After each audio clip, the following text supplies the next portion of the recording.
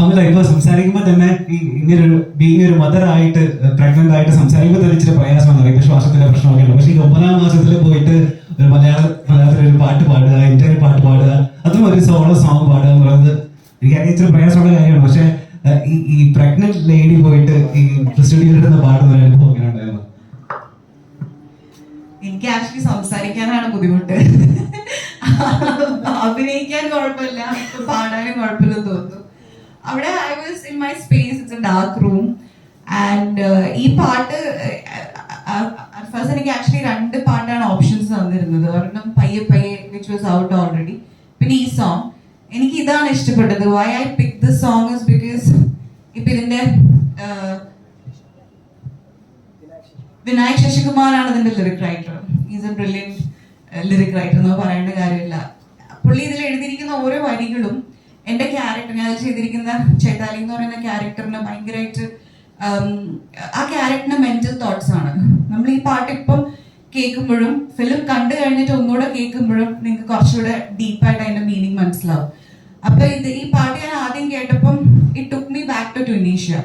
ഞാൻ ഈ character perform ചെയ്തിരുന്ന സമയത്ത് ഞാൻ ഗോ ത്രൂ ചെയ്ത ഒരു മെന്റൽ ഇമോഷണൽ ജേർണി ഉണ്ട്. ആ ജേർണിയിലേക്ക് എന്നെ ഈ സോങ്ങിൽ തിരിച്ചു കൊണ്ടുപോകാൻ പറ്റി. അപ്പൊ എന്റെ ക്യാരക്ടറായിട്ടാണ് ഞാൻ പാടിയത്. അതുകൊണ്ട് എനിക്കത് ഭയങ്കര എൻജോയബിൾ ആയി. മലയാളത്തിലെ ആദ്യത്തെ റിലീസ് ആവാൻ പോകുന്ന പടമാണ് സാർ പ്രൊഡ്യൂസ് ചെയ്തത്. അപ്പോൾ സൗത്ത് ഇന്ത്യയിൽ ഒരുപാട് സിനിമകൾ പ്രൊഡ്യൂസ് ചെയ്ത ആളാണ്. ഇവിടെ മലയാള സിനിമയിൽ വന്നിട്ട് ഒരു സിനിമ പ്രൊഡ്യൂസ് ചെയ്യുന്ന സമയത്ത് പ്രൊഡ്യൂസ് ചെയ്യാൻ കുറച്ചുകൂടെ എളുപ്പമാണോ ഇവിടെ, അല്ലെങ്കിൽ ഇച്ചിരി പാടാണോ?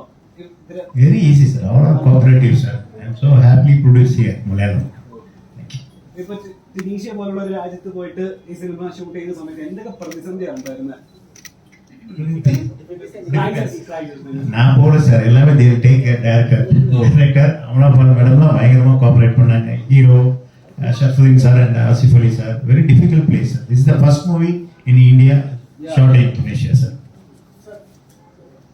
ഫസ്റ്റ് പ്രൊഡക്ഷൻ സെന്ററിലെ ഏറ്റവും വലിയ ഹൈ പ്രൊഫൈൽ സിനിമകളുള്ള ഒരാളാണ്. അതിന്റെ ലോഞ്ചും ആക്ച്വലി ഭയങ്കര വലിയ സംഭവമായിരുന്നു 2020. അപ്പൊ വലിയൊരു ജേർണി ഉണ്ട് 4 ഇയേഴ്സിന്റെ. എന്താ സാർ അതിന്റെ ഒരു അപ്ഡേറ്റും കാര്യങ്ങളും? Sir, அது இன்னும் lot of இதற்கு already we did 126 days shoot முடிஞ்சிருச்சு. அதுல ஒரு போர்ஷன் வந்து லண்டன்ல ஷூட் பண்ணோம். அந்த போர்ஷன் வந்து அப்ப அங்க வந்து ஹெவி ரெயின் பர் டே வந்து அது கிட்டத்தட்ட near about 1.5 crores per day shoot. அது எக்ஸ்பென்சஸ். அந்த டைமில் வந்து ரெயின் வந்துருச்சு. அதுக்கப்புறம் நாங்கள் இங்கே வந்துட்டோம். திரும்ப அதே லொக்கேஷன் அதே எடுக்கணும். அங்கே வெதர் சேஞ்சிங்லாம் இருக்குது. திரும்ப இந்த இந்த இந்த நவம்பரில் தான் அதை எடுக்க முடியும். அந்த ட்ரீஸு அந்த இது எல்லாமே மேட்ச் பண்ணி எடுக்கணும். அதனால் இப்போ அங்கே எடுக்கிறோம். துனிஷியா இது வந்து எடுக்கிறது என்னென்னா இப்போ வந்து அங்கே சூடாக இருக்குது, பயங்கர ஹாட். ஆகஸ்ட் ஃபர்ஸ்ட் வீக்கில் போயிட்டு கண்டினியூவாக வந்து 22 days in Tunisia, 15 days 12 to 15 days in London, again Mumbai, again Chennai, in Kerala. அதில் 52 days only ஷூட் இருக்குது. We are planning to release on December 25th for Christmas this year. Part 2 வந்து next year plan பண்றோம். Next year in April, May அந்த மாதிரி. How big is Ram? It's a very big movie, sir. No doubt at all. Very big movie. Thank you. அது எனக்கு என்னன்னா Malayalam music கூட I love Malayalam music and எனக்கு வந்து அது வந்து நேச்சுரலா I think I fit in with the ethos of Malayalam music. Because அதில் வந்து எனக்கு வந்து கிளாசிக்கலும் இருக்குது, அட் த சேம் டைம் ஒரு ஃபியூஷன் ஸ்டைல் தான் இருந்து. ஸோ அதில் வந்து நான் நேச்சுரலாக ஃபிட் ஆகிற ஒரு ஃபீலிங் இருக்குது. அதே சமயம் வந்து அர்ஃபாஸ் கூட ஒர்க் பண்ண எக்ஸ்பீரியன்ஸ் ரொம்ப ஈஸியாக இருந்தது. பிகாஸ் அர்ஃபாஸ் நல்லா ஹிந்தி பேசுவார்.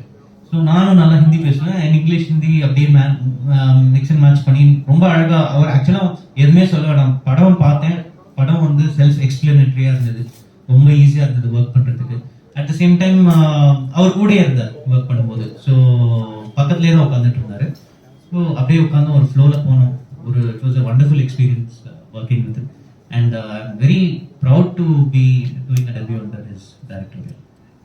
ഈ സിനിമയിലൂടെ നമുക്ക് ഇവിടെ ഈ സിനിമയിലൂടെ നമുക്കൊരു പിന്നണി ഗായികനെ കൂടെ കിട്ടുകയാണല്ലോ, ഒരു പ്ലേ ബാക്ക് സിംഗറിനെ കൂടെ കിട്ടുകയാണല്ലോ. അമല എന്ന് പറയുന്നൊരു നടിയെ നമുക്ക് എല്ലാവർക്കും അറിയാം. As A play back singer അവരെ എങ്ങനെയാണ് നോക്കി കാണുന്നത്? இல்ல ஸோ நான் ஆக்சுவலாக ரொம்ப எக்ஸ்பெக்ட் பண்ணல ஃபர்ஸ்ட். பட் ஓகே டேக் போகலாமா அப்படின்னு சொல்லிட்டு உள்ள போயிட்டு அவங்க உள்ள போயிட்டு ரெடியா ஆயிட்டாங்க. அதுக்கப்புறம் ஓகே ஓகே நான் வந்து இப்படி கேஷுவலாக உட்காந்துருக்கேன், என்ன பாட போறேன். எடுத்தோடனே வந்து கரெக்ட் நோட் எடுத்தாங்க. அப்படியே இருந்தது. அதுக்கப்புறம் இந்த ரெக்கார்டிங் ப்ராசஸ் என்னன்னா நான் வந்து சின்ன சின்ன அந்த எக்ஸ்பிரஷன்ஸ்ல தான் ஒர்க் பண்ணேன். ஸோ அவங்க வந்து நிறைய டப்பிங் பண்ணியிருப்பாங்க.